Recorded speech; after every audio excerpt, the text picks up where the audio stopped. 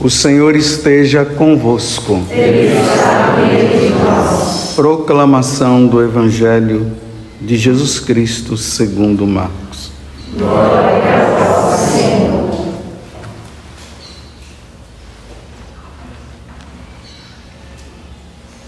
Naquele tempo, os mestres da lei, que tinham vindo de Jerusalém, diziam que ele estava possuído por Beelzebu e que pelo príncipe dos demônios ele expulsava os demônios. Então Jesus os chamou e falou-lhes em parábolas. Como é que Satanás pode expulsar a Satanás? Se um reino se divide contra si mesmo, ele não poderá manter-se. Se uma família se divide contra si mesma, ela não poderá manter-se. Assim, se Satanás se levanta contra si mesmo e se divide, não poderá sobreviver, mas será destruído. Ninguém pode entrar na casa de um homem forte para roubar seus bens, sem antes o amarrar. Só depois poderá saquear sua casa. Em verdade vos digo, tudo será perdoado aos homens, tanto os pecados como qualquer blasfêmia que tiverem dito. Mas quem blasfemar contra o Espírito Santo nunca será perdoado, mas será culpado de um pecado eterno. Jesus falou isso porque diziam, ele está possuído por um espírito mau. Palavra da salvação. Glória a vós, Senhor.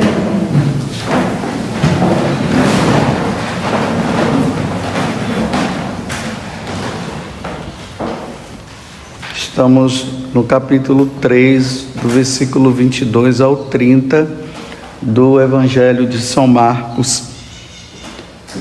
E mais uma vez Jesus ele continua exercendo a sua missão, trazer as pessoas de volta para Deus. E como é que ele faz isso? Curando as pessoas, expulsando os demônios e falando, anunciando o reino dos céus para eles. Só que as autoridades religiosas daquele tempo, os saduceus, que eram os sacerdotes, os fariseus, os herodianos, e hoje aqui, como está mostrando, os mestres da lei, eles não conseguiam de maneira nenhuma enxergar naquela pessoa de Jesus o Filho de Deus, o Messias. Então eles começaram a perseguir Jesus de todas as formas, para prendê-lo e depois matá-lo. Tanto que esses dias nós vimos ali os herodianos se juntando com os fariseus e dizendo, agora vamos matar, porque Jesus tinha feito a cura daquele homem de mão seca no dia de sábado. Agora vem um outro grupo, que está dizendo aqui, né, os mestres da lei que tinham vindo de Jerusalém. Então, provavelmente Jesus continuava ali naquela região da Galileia, de maneira mais pontual, em Cafarnaum. Então agora eles vêm, e aí eles encontram com Jesus, os mestres da lei, aqueles que ensinavam. Então Jesus expulsa um demônio de uma pessoa, aí imediatamente eles falam que Jesus estava fazendo aquele tipo de coisa pelos príncipes dos demônios. Ele expulsava, e Jesus estava expulsando os demônios pela ação dos príncipes dos demônios. Então lá no Evangelho de Lucas, no capítulo 4, diz que Jesus, cheio da força do Espírito, ele foi conduzido ao deserto. Lá no deserto, o demônio o tentou. Aí Jesus venceu o demônio. Depois que Jesus venceu o demônio, ele sai do deserto e ali diz mais uma vez, ele cheio do Espírito, ele foi para Nazaré.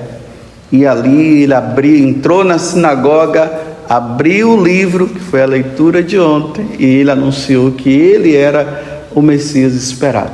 Então veja, Jesus está dizendo, o evangelista está dizendo que Jesus estava cheio do Espírito Santo. Ele não estava cheio do espírito satânico. Aqui está o problema dessa questão.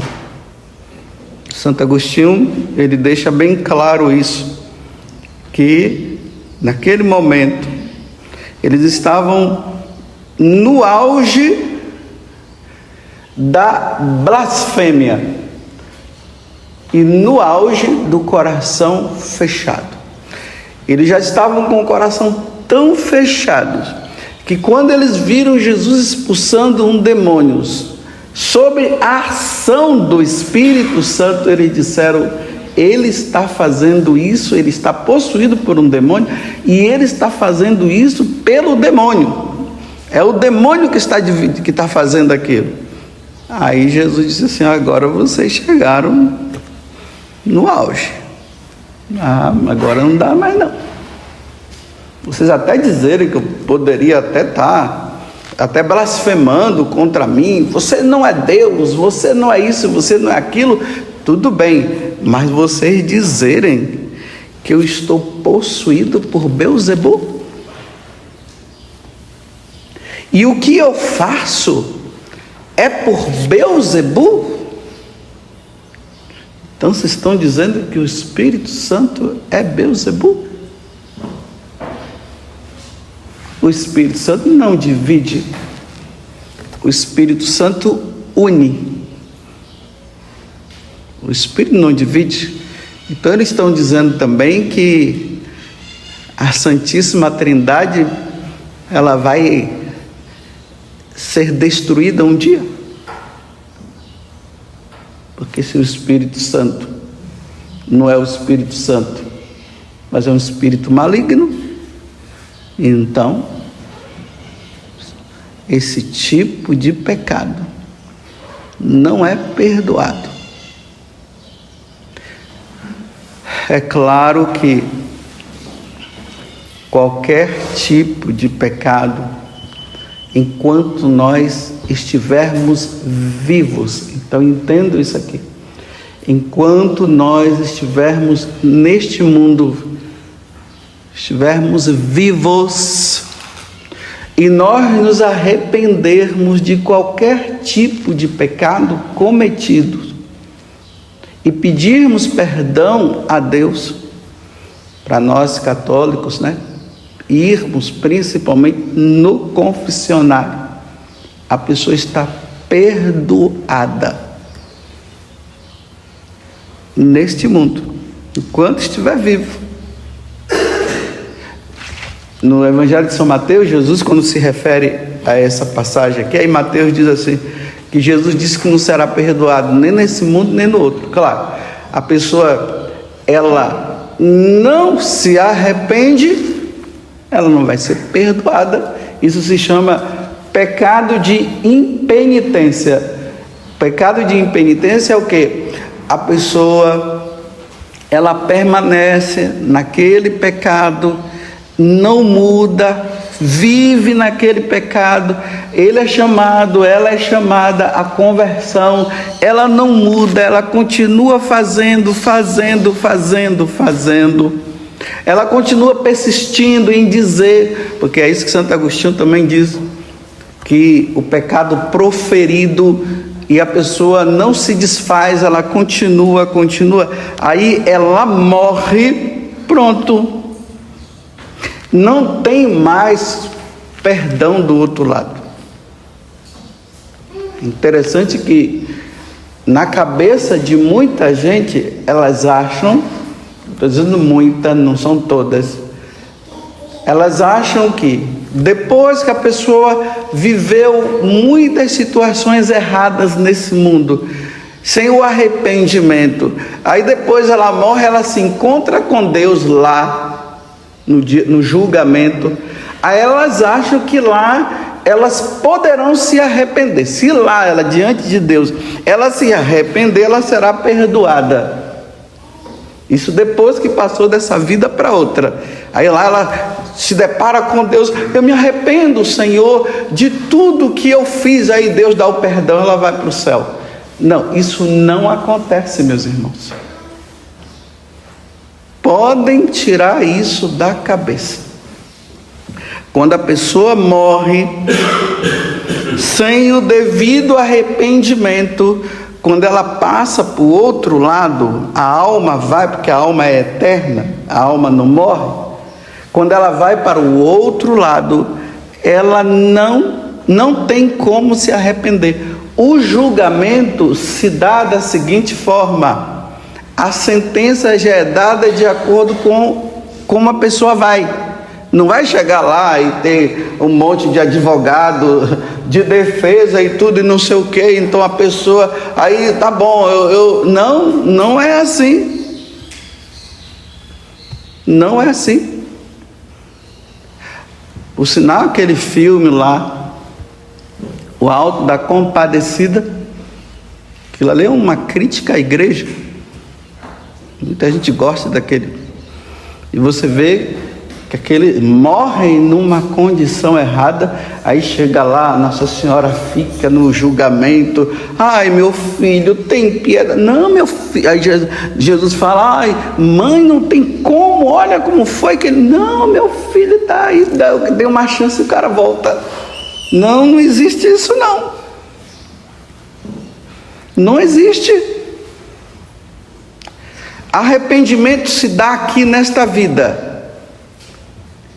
Perdão se dá aqui nessa vida. Deus deu um tempo de vida para nós. Lembre-se daquela parábola da figueira. Corta essa figueira. Estava aqui ainda, né? Corta essa figueira. Não, Senhor, deixa a gente adubar, ou seja, deixa nós falar, um ser humano, né? Deixa nós evangelizarmos, deixa a gente falar para ver se a pessoa muda. Ah, tá bom, 1 ano para ela. Se eu voltar aqui e depois de 1 ano essa pessoa não tiver mudado, ou seja, essa figueira não tiver dado fruto, corta, acabou. Estão entendendo? O quanto que nós precisamos mudar, é nessa vida que nós devemos mudar. Por isso que eu falo, que o pessoal às vezes fica achando, aí depois que morreu, aí faz lá, leva a pessoa, aí faz as exéquias, como se aquela exéquia fosse resolver algo que já foi resolvido. As exéquias é para aqueles que morreram em Cristo numa vida santa. E agora nós estamos entregando, estamos louvando, agradecendo a Deus pela vida daquela pessoa que acreditamos que ela atingiu o céu, ou se não vai estar no purgatório. Aí precisa também da oração para quem está no purgatório, mas sabendo, como eu já falei aqui para vocês, vai para o purgatório quem morreu sem pecado mortal. É esse que vai para o purgatório. Quem morreu com pecado mortal não passa no purgatório, vai direto para o inferno. O catecismo da igreja fala isso.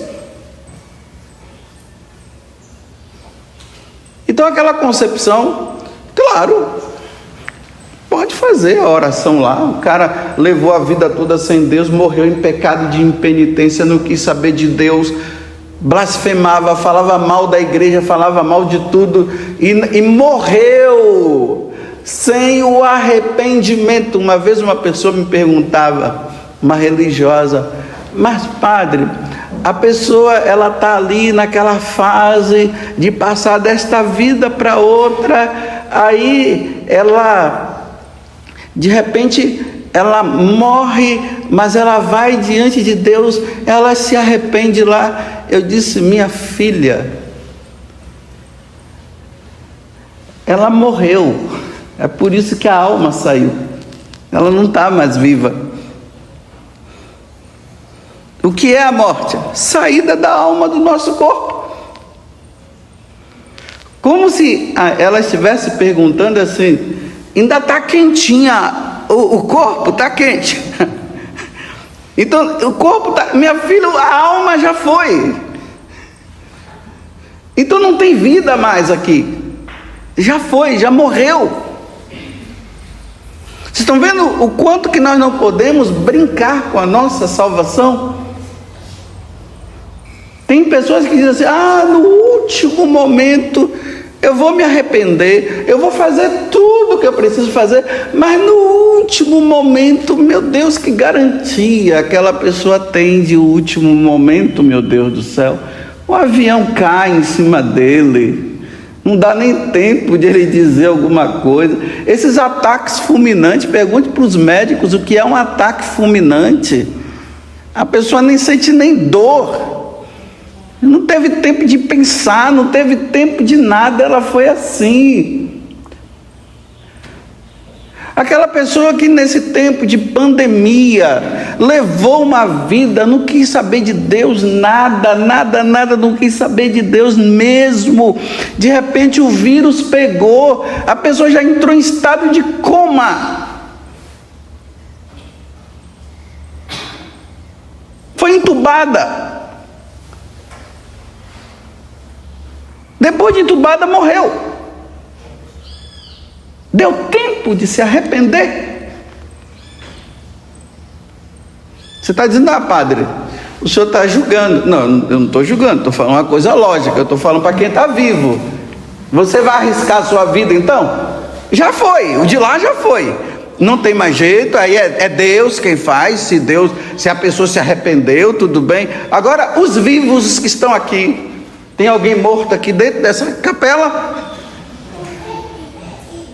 Não tem ninguém morto. Todo mundo está vivo. Se eu mandar levantar o braço, todo mundo levanta. Se eu mandar abaixar o braço, todo mundo abaixa. Então tem vida. Só se você tiver com raiva de mim e dizer: não vou levantar não. Mas mesmo assim você está vivo. Agora, morreu, acabou. Então, fica nessa ignorância, me desculpe, nessa burrice de você estar dizendo que no último momento você vai se arrepender. Se você sabe que no último momento você vai se arrepender, eu vou tirar Jesus do sacrário e vou colocar você lá, porque você é Deus.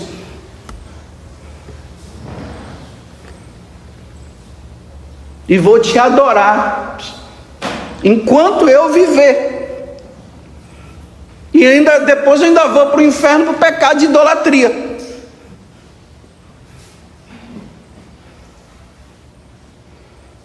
Então o pecado de impenitência, voltando, atribuir algo que Deus faz ao demônio, isso é o que Jesus está dizendo. Por exemplo, uma pessoa olha para um sacerdote, ele está na hora da epíclese, fazendo a consagração. Ali é uma ação do Espírito. E ele diz: aquele padre está fazendo aquilo por obra do demônio. Isso aí é um pecado que não é perdoado se a pessoa não se arrepender. Quer ver uma outra ação do Espírito? O sacerdote está lá no confessionário, ali é uma ação do Espírito. Aí ele dá o perdão por meio do Espírito. E a pessoa diz: não, aquilo ali é o demônio que está fazendo aquilo. Não, isso aqui é um demônio. Um sacerdote está dando o perdão que Jesus mandou dar pela força, pela ação do Espírito. Você está dizendo que é o demônio? Isso é um pecado gravíssimo. Está possuído por um demônio. Agora vejam, meus irmãos, olha como o mundo está caminhando. O mundo está caminhando para a grande blasfêmia.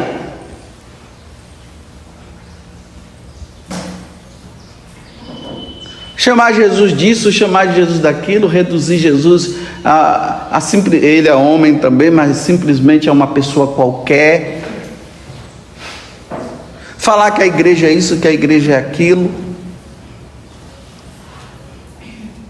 Olha que situação que o mundo está.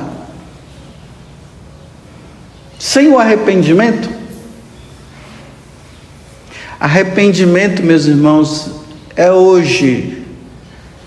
Ninguém diga assim, depois eu me arrependo. Você sabe aquelas confissões mal feitas? Eu faço e depois eu me confesso. Tem gente que fala isso. Isso é um pecado gravíssimo. Você está dizendo que você vai pecar e depois você vai se confessar?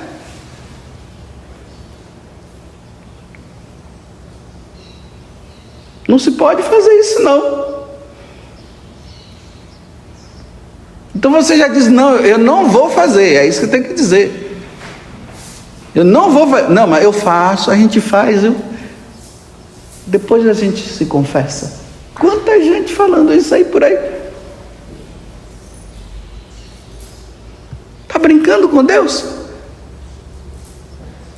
A vida agora é uma brincadeira. E olha, quem é que está falando isso? Pessoa de caminhada. Porque se ela está dizendo, a gente faz, a gente peca, ou eu peco e depois me confesso, então ela sabe o valor da confissão, ela sabe o que é o sacramento da confissão. Ela é uma pessoa que se confessa e ela está dizendo assim, eu faço, eu peco, depois eu me confesso. Não, nós não podemos dizer isso.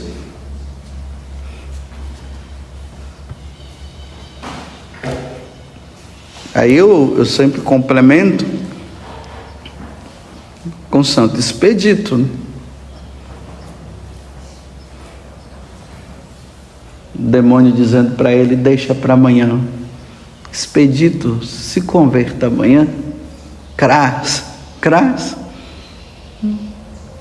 Expedito, seu besta, desculpe eu falar assim. Amanhã não, é hoje.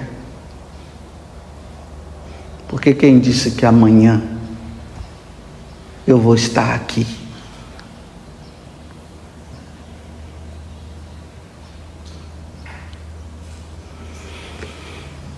Que Deus nos dê a graça, meus irmãos, de não atribuirmos o que é de Deus ao demônio. Vou repetir de novo. Meus irmãos, não atribuamos o que é de Deus, o que Deus fez, o que Deus realizou ao demônio. O que é de Deus, é Deus que fez, não foi o demônio. Satanás quer dizer adversário. Diabo quer dizer o que divide. E dizer que o que Deus faz é o demônio que fez?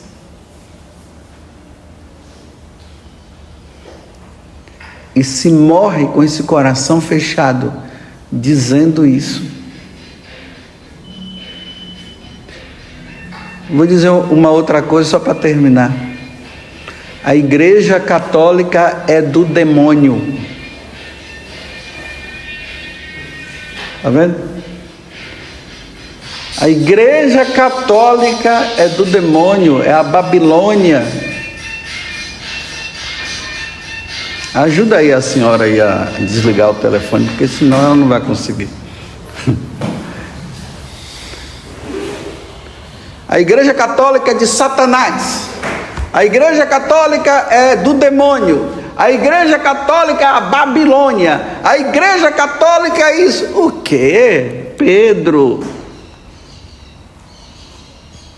Tu és Pedro.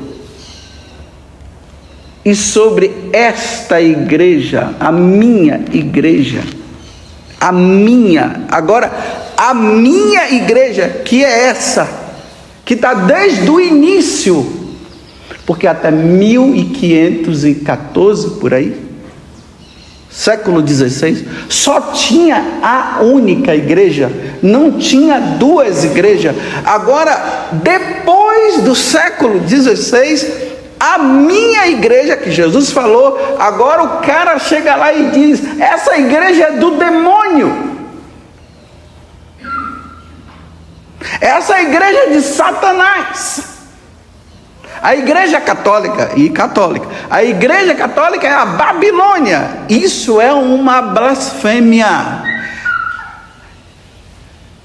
Falar que a igreja de nosso Senhor Jesus Cristo é uma prostituta. Se não houver arrependimento, não será perdoado. Não vai. Isso é coração fechado. Não vai ser. Cada um é livre para ficar na igreja que quiser, na seita que quiser, porque a igreja é a igreja católica. Cada um é livre para ficar na sua seita. Se você quer ficar lá, fica quietinho, mas não diga. Eu nunca vi um católico, pelo menos nunca vi um católico chamando uma seita de seita de Satanás. Ninguém fala isso. Mas eles lá dizem que aqui a igreja é de Satanás. É a Babilônia. É a igreja da idolatria. A igreja católica, olha, vou terminar a homilia dizendo assim: faz uma coisa, meu caríssimo irmão, porque nós somos irmãos do mesmo jeito. Pede a um padre para abençoar a água e exorcizar. Coloca o sal exorcizado com a água, faz a mistura lá e beba. Lava essa boca e toma cuidado de você estar dizendo uma coisa dessa, que é atribuída por Deus. A igreja católica foi fundada por nosso Senhor Jesus Cristo na cruz, quando do lado aonde foi perfurado Jesus com a lança, saiu sangue e água. Ali a igreja, é ali que começa a fundação da igreja, viu? Depois em Pentecostes é o povo que agora vai começar a pregar o evangelho. E dizer que dali, do lado aonde brotam os sacramentos, dizer que essa igreja é de Satanás. Lava a boca com água exorcizada e nunca mais fale isso. Se arrependa e diga: eu nunca mais falarei isso da igreja de nosso Senhor Jesus Cristo. Louvado seja nosso Senhor Jesus Cristo e a nossa Mãe Maria Santíssima.